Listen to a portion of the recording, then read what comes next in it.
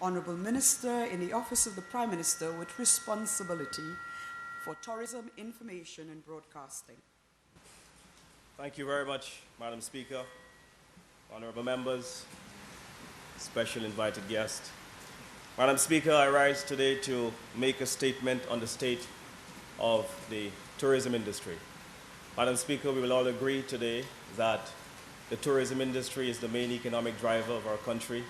In fact, Madam Speaker, it is the main earner of foreign exchange in our country. Madam Speaker, but when we took office 4 months ago, we found the industry in a state of much concern. Madam Speaker, just allow me to share with you some numbers which we have gotten from the St. Lucia Tourist Board.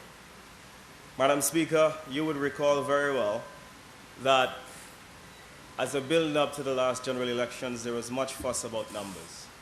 We were saying that while the Caribbean was doing exceptionally well and growing at 7%, that it was unacceptable for St. Lucia to be struggling at 2% growth. And that point was made, Madam Speaker, and it became a national debate. Madam Speaker, we still hold true to that philosophy, that if our neighbors who are in the same geographical location of similar size are growing at alarming rates, then we should be aiming to be at the very top. Madam Speaker, following the soft growth of 2015, which averaged 2% in the case of St. Lucia, visitor arrivals from January to September continues to be very disappointing. In fact, the statistics show that it's at 0.6%, a very modest increase, Madam Speaker. Madam Speaker, declines from the UK market of 4.9% and Canada 6.6% are of particular concern to us, Madam Speaker. Madam Speaker, it gets even more frightening when we consider the numbers from cruise arrivals. Cruise passenger arrivals year to date to St. Lucia, Madam Speaker, records a 19.6 decline. Madam Speaker, not for interesting reading at all. And Madam Speaker, one of the reasons we believe that this is so is because when we came in, there was much ambiguity in which agency should take the lead as it relates to promoting St. Lucia as a vibrant and competitive cruise tourism destination. There seemed to have been a focus, Madam Speaker, on the land-based tourism sector, and there wasn't any clear mandate to promote the island as that destination of choice that it should be when it comes to cruise passengers. Madam Speaker, the yachting figures show a 2.2% increase, but still wasn't able to help the overall arrival numbers, which stand at a disappointing 0.6%. Madam Speaker, we also found our main entity to market our destination, the St. Lucia Tourist Board, in a very bad financial state.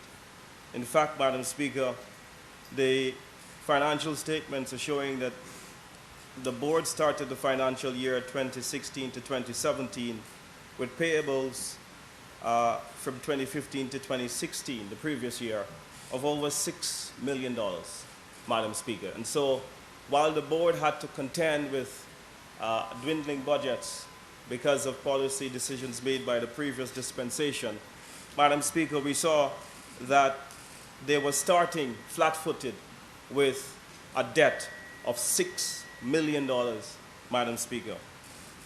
Madam Speaker, with a budget of $34 million for the financial year 2016 to 2017, the board had already spent $26 million by the end of September. And so, Madam Speaker, the remaining $4.8 million was allocated for administrative expenses, $3 million committed to contracts to UK Airlines, tour operators, marketing and creative and PR agencies. No allocation was made in the budget, Madam Speaker, to cover the payables, which continue to be of much concern to the functionality of the board. Madam Speaker, 11 million was allocated to the St. Lucia Jazz Festival, and the actual expenditure was in excess of 14 million, Madam Speaker.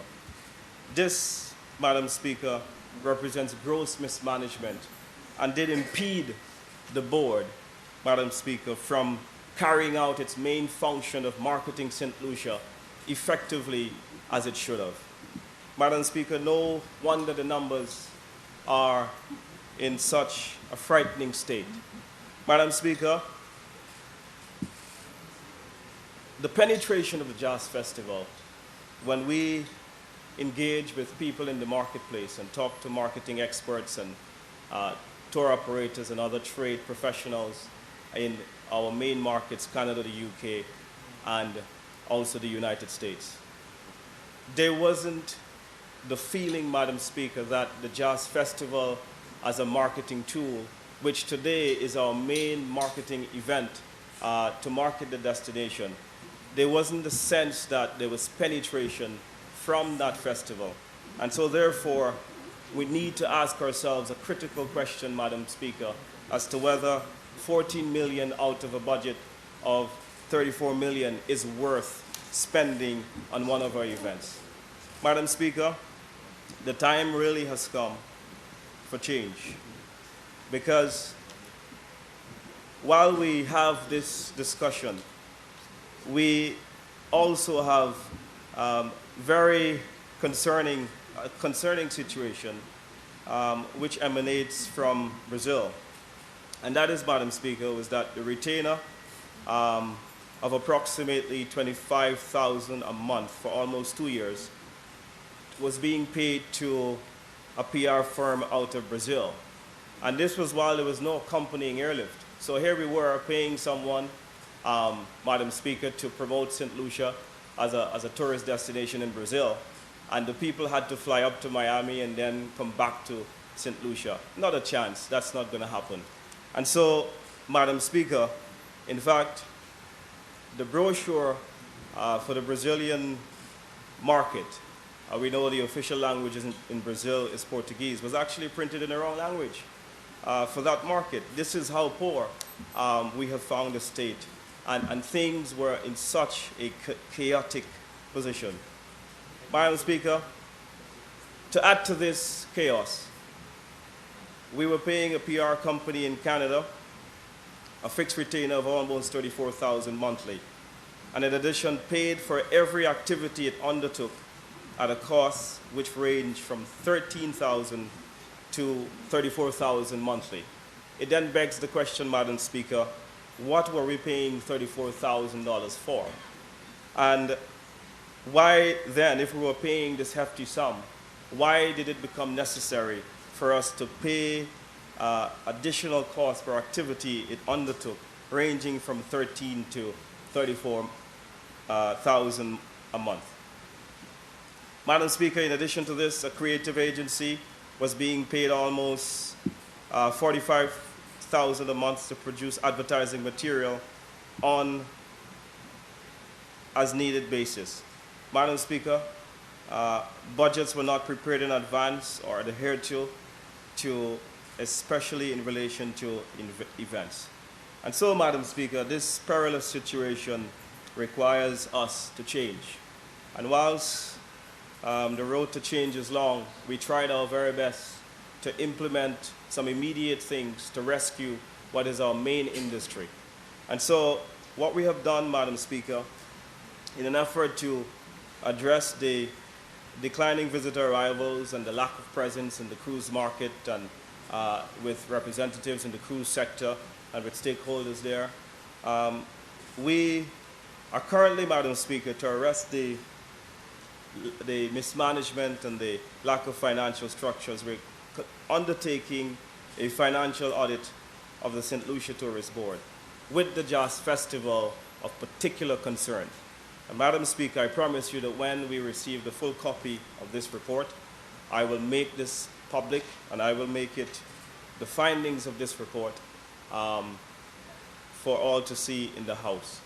Madam Speaker, we also went ahead with plans to remove the Jazz Festival from one of the activities that the St. Lucia Tourist Board, which really should be focusing on marketing our destination as a tourism place for people to visit. We have actually removed that function and placed it with the Festivals Commission. Madam Speaker, we have commenced work on the transitioning of the Tourism Authority to holistically manage its growth and maximize its economic impact.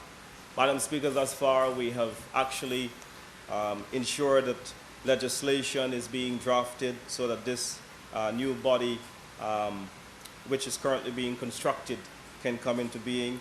Madam Speaker, we're looking at the organizational structure and so on, and we're also beginning at a very preliminary stage to see how we can advance the whole cause of job recruitment. Madam Speaker, we have also found that when we came that there was very little tourism investment, new investment coming to the country. I heard one of my friends on this side once argued that while they didn't have any new investment, that they found investors to take distressed properties on the island. But Madam Speaker, that's nothing new, and there is no growth in your room stock when this is the case. And so therefore, Madam Speaker, a priority of our government is to ensure that we bring new tourism investment to this country. And to that end, Madam Speaker, what we have done is that we have begun the process of the construction of a new tourism incentive legislation. So we're doing a full sweep so that we can make St. Lucia a more attractive jurisdiction for investors the world over. Madam Speaker, while we do this, we cannot take our eyes of what's happening in other Caribbean countries, in some of the sweeping changes and overhauls that they have been doing to their own tourism investment legislation so that they remain competitive and relevant as it relates to tourism investment into the country.